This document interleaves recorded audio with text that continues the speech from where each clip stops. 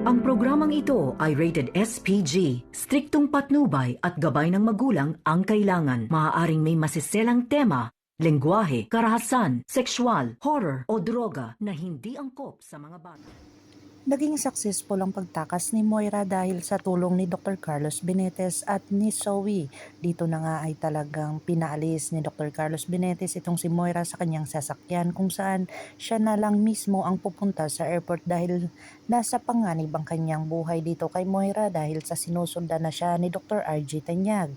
Pero ito ay nakaalis na itong si Moira kung saan talagang masayang masaya ito dahil nakalipad na ito papuntang Japan.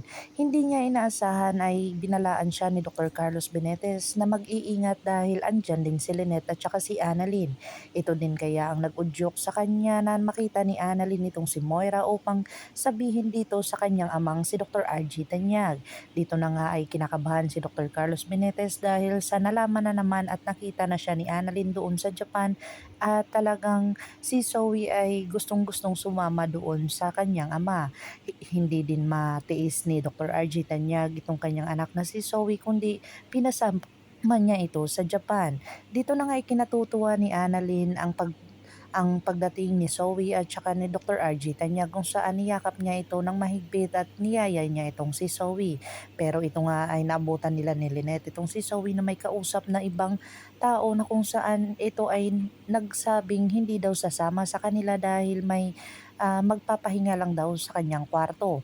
Pero ito ay sinabi ni Annalyn sa kanya kung magpapahinga ba siya talaga o talagang may pupuntahan siyang iba kaya ito lang ang kanyang sinasabi dito sa kanila ni Annalyn.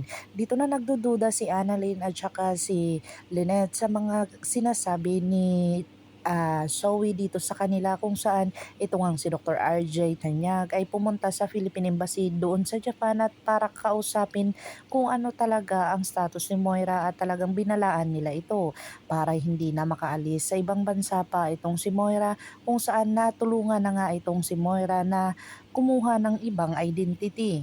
Dito na nga itong si Dax ay talagang pinaamin ni Giselle kung ano ang koneksyon niya talaga dito kay Moira at sinabi talaga ni Dax ang katotohanan na inutusan lang daw siya ni Moira na pasukin ang bahay ng isang doktor. Dito na nga napagkalaman ni Giselle na pinapasukan or talagang si Moira ang dahilan kung bakit nagkaganoon itong si Lynette dahil sa utos niya dito. Dito na nag-connect ang lahat ng kanilang mga hinala dito kay Moira na si Moira lahat ang may dahilan kung bakit nagkaganoon itong si Lynette at saka si Don Pepe. Dito na ah, pinag-ugnay-ugnay ni Giselle ang lahat ng kanyang mga nalalaman na kung saan sasabihin niya dito kay Dr. Carlos Benitez ang katotohanan na si Moira talaga ang dahilan kung bakit nilooban ang kanilang bahay. Dito na nga kaya magagalit si Dr. Carlos Benitez sa lahat ng kanyang mga nalalaman na nang dahil pala kay Moira ay talagang napahamak itong kanyang asawang si Lynette kung saan pati na ang kanyang anak ay talagang nabugbog pa ito.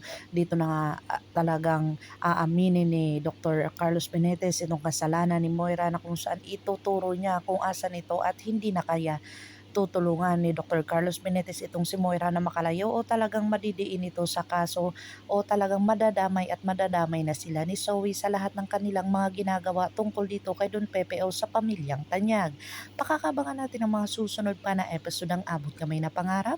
If you like my story, please like, share, and subscribe para ma-update po kayo sa mga susunod pa. Yun lamang po at maraming salamat.